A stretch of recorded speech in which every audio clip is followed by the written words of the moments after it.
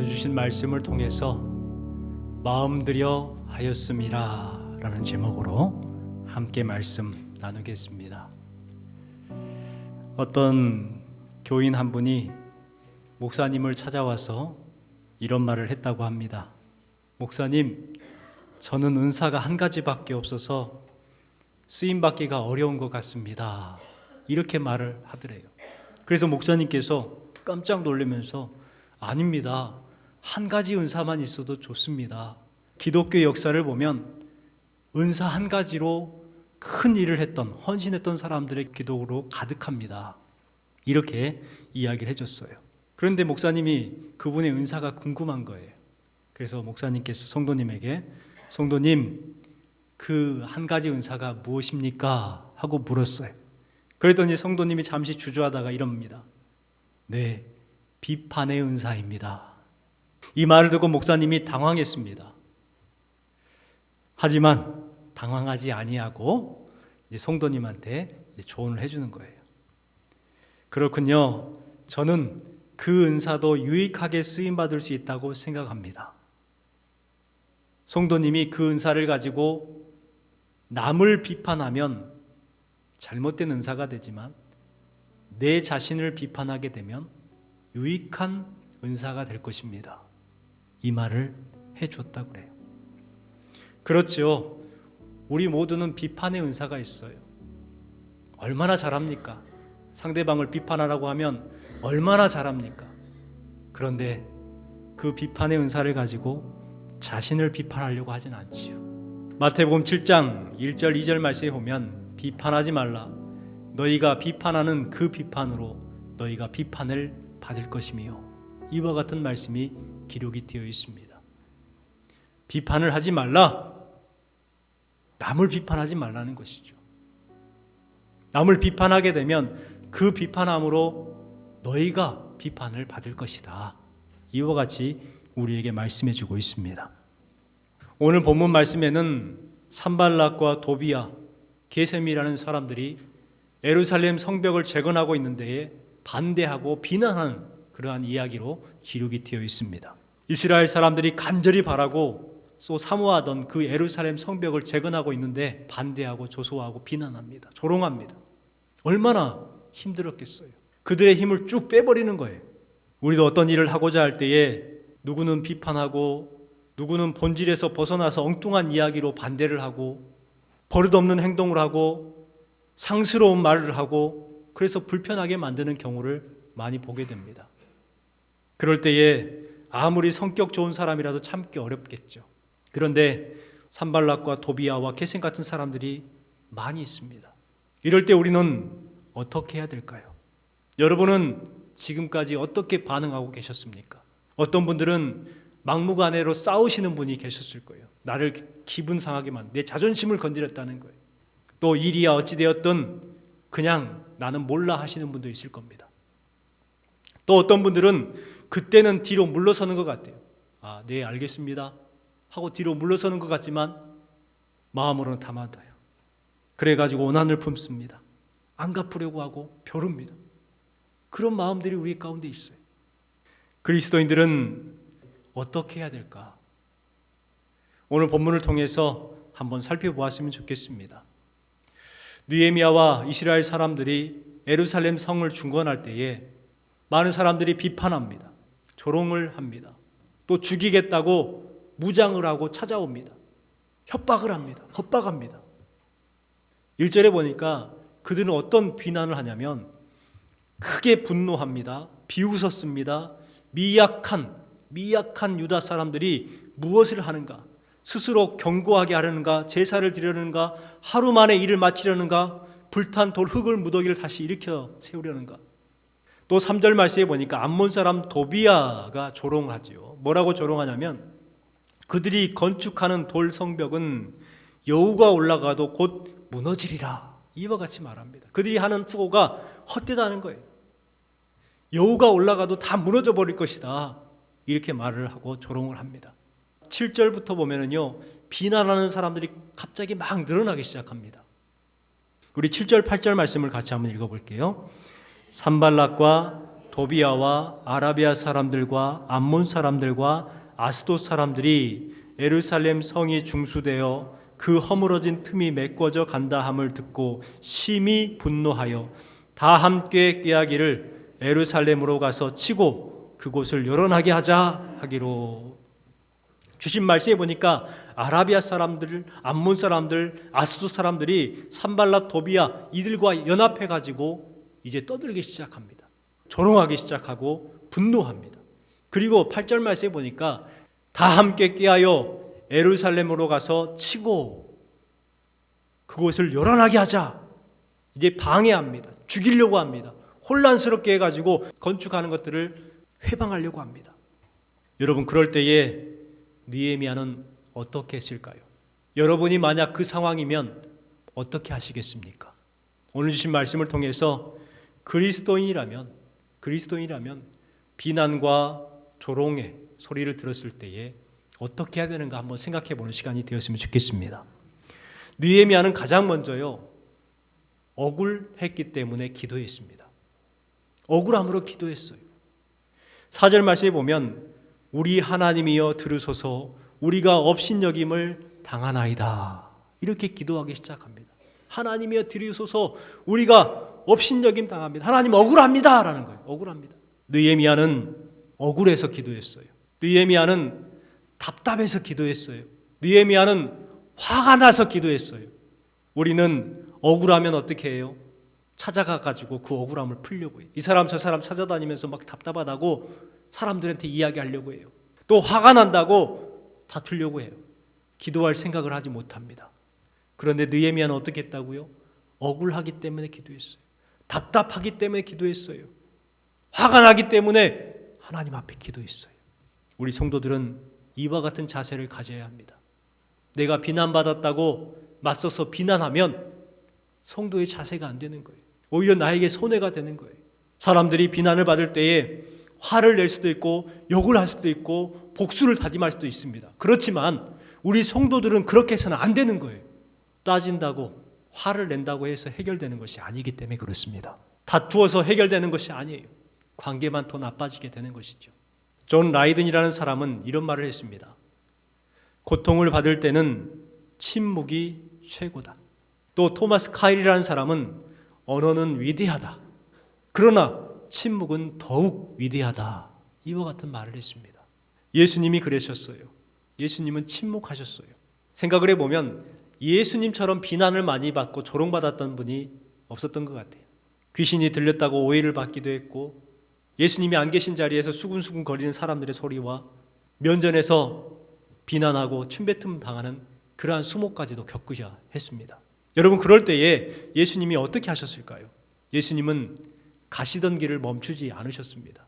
되돌아와가지고 다투지도 않으셨습니다.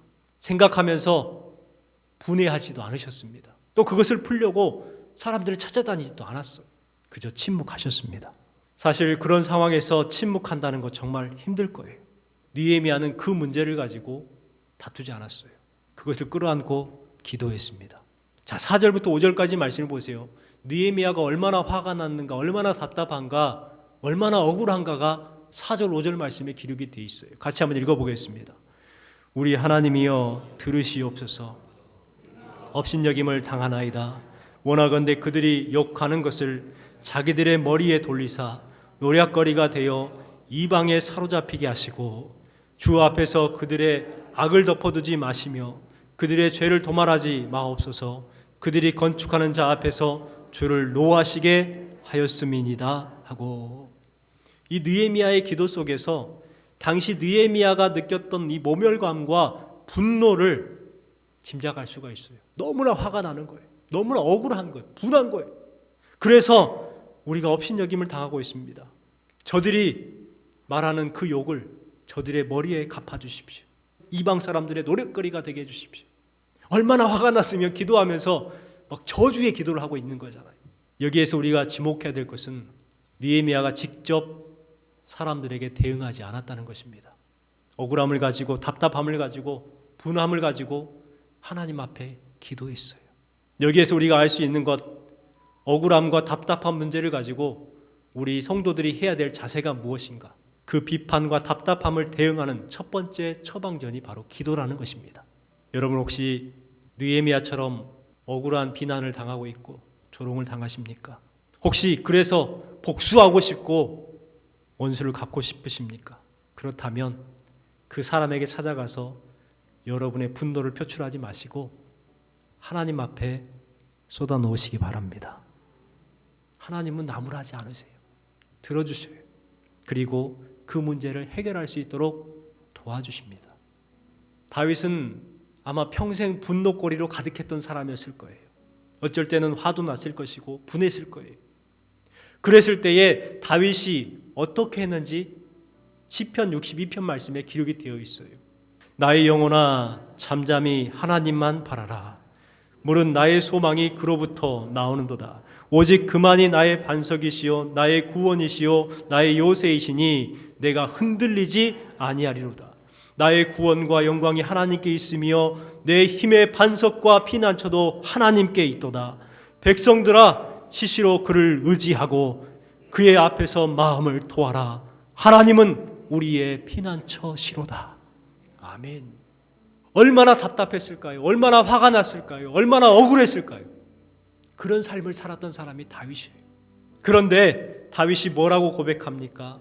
백성들아 시시로 그를 의지하고 하나님을 의지하고 그의 앞에 무엇을 토하라? 마음을 토하라. 마음을 토하라고 했어요. 하나님께서 우리의 피난처가 되어주신다라고 말씀하고 있지요. 하나님에게 쏟아내고 위로함을 얻으시기를 주님의 이름으로 축원합니다. 또한 느헤미야는 비전을 위해서 기도했습니다. 비전이 있었기 때문에 그 비전을 이루기 위해서 기도했다는 거예요. 우리 7절 8절 말씀을 같이 한번 읽어볼게요. 산발락과 도비야와 아라비아 사람들과 암몬 사람들과 아스돗 사람들이 예루살렘 성이 중수되어 그 허물어진 틈이 메워져 간다 함을 듣고 심히 분노하여 다 함께 꾀하기를 예루살렘에 가서 치고 그곳을 요란하게 하자 하기로. 7절 말씀에 보니까 산발락, 도비야, 아라비아 사람, 암몬 사람, 아스돗 사람들이 칼과 창을 들고 와서 이스라엘 사람들을 죽이려고 합니다. 이 정도 되면은 느헤미야도 참을 것 다 참았어요. 우리도 칼을 들고 창을 들고 방패를 들자 하면서 선동해가지고 전쟁을 할 수 있었을 겁니다. 그런데 느헤미야는 그렇게 하지 않았어요. 9절 말씀을 보십시오. 9절 말씀 같이 읽어볼게요. 우리가 우리 하나님께 기도하며 그들로 말미암아 파수꾼을 두어 취하로 방비하였는데. 우리 하나님께 기도하며. 이처럼 느헤미야는 기도의 사람이었습니다. 느헤미야 1장에서부터 우리가 계속해서 살펴봤는데 느헤미야는 상황이 어려웠을 때에, 힘들었을 때에, 또 여러 가지 조건 가운데에 늘 기도했어요. 왕 앞에서 기도했고, 예루살렘에 도착했을 때 기도했고, 성전 공사를 할 때에도 기도했고, 적들이 공격해 올 때도 기도했어요. 여러분, 느헤미야가 왜 이렇게 했을까요? 저들이 우리를 해하려고 칼과 창을 들고 오면 우리도 칼과 창과 방패를 들고 저들을 공격해가지고 싸워서 이겨야 돼요. 그런데 이들은 그렇게 하지 않았어요. 방어했습니다. 그리고 하나님께 기도했습니다. 그 이유가 무엇인 줄 아세요? 곰곰하게 묵상을 해보면 알 수가 있어요. 느헤미야의 목적은 저들을 이기는 게 아니에요. 저들은 우리의 싸움의 대상이 아닌 거예요. 우리가 이루어야 될 것은 하나님께서 허락하신 이 성벽을 재건하는 비전이라는 거예요. 그렇기 때문에 그 비전을 향해서 계속해서 나가는데 그 비전도 내가 이루는 것이 아니라는 거예요. 누가 이루는 거예요? 하나님께서 이루어지게 해주시는 거예요. 비전 때문에 기도할 수밖에 없었어요. 상황을 보면, 여건을 보면 이것을 우리가 도저히 이룰 수 있는 것이 아니라는 것을 알았어요. 방해가 심해지면 심해질수록, 조롱이 심해지면 심해질수록 이것은 우리의 힘으로 안 되는구나 했기 때문에 기도한 거예요. 하나님, 이것을 이룰 수 있도록 좀 도와주십시오. 우리의 힘으로는 도저히 안 될 것 같습니다. 도와주십시오. 여러분, 우리도 나의 연약함과 나의 부족함을 가지고 우리의 비전을 이루는 것 쉽지만은 않습니다. 그렇기 때문에 내 연약함을 알고 내 부족함을 인정하면서 하나님 앞에 무릎을 꿇어야 하는 거예요. 그러면 하나님께서 그 비전을 이루어 주시는 것입니다. 여러분 착각하면 안 돼요. 우리가 우리의 비전을 이룬다? 여러분 그것은 교만입니다. 그건 자만입니다. 결코 이룰 수가 없습니다. 그렇기 때문에 그것을 이루기 위해서 먼저 하나님 앞에 기도하는 거예요. 마지막 세 번째 보면 문제 앞에서 방비했다라는 것을 알 수가 있습니다. 문제 앞에서 방비했어요. 모든 것을 다 하나님께서 해주세요라고 가만히 있지 않았어요. 9절 말씀 하반절에 보니까 그들로 말미암아 파수꾼을 두어 주하로 방비하는데 라고 말합니다. 방비했어요. 파수꾼을 두어서 밤낮 지키게 했습니다. 경계했습니다. 모두가 파수꾼이 되었어요. 모두가 깨어 있었어요. 여러분 우리도 이와 같이 파수꾼이 되어야 합니다. 누구는 파수꾼이 되고 누구는 아니다. 아니, 모두가 다 파수꾼이 되어야 되는 거예요. 이번에 하마스가 이스라엘을 공격을 했습니다. 그런데 생각을 해보면 이스라엘이라는 나라가 그만큼 많이 준비를 했을 거예요. 그래서 아이언돔이라는 그 방어 체계까지 다 구축을 해놓고 철조망을 몇 미터 높이에 또 밑에는 땅굴을 팔 수 없도록 최첨단 그러한 방어벽을 설치를 했단 말이에요. 그런데 이번에 보니까 다 뚫려버렸어요. 자국민이 100명이 넘는 사람 끌려가고 1000몇 명이 죽는 그런 상황 가운데에 이스라엘 군은 뭐 했습니까? 그들이 죽어가는 가운데에 뭘 했냐고요. 최첨단 무기들을 가지고 있고 철조망과 방어와 전투기와 아이언돔 같은 천문학적인 금액을 들여가지고 무장을 했지만 급조된 그 90만 원짜리 로켓, 그 90만 원짜리 로켓에 허무하게 무너졌잖아요. 세상에 패러글라이딩을 타고 와가지고 사람들을 죽이는데도 방어를 못했어요. 여러분 왜 그랬을까요?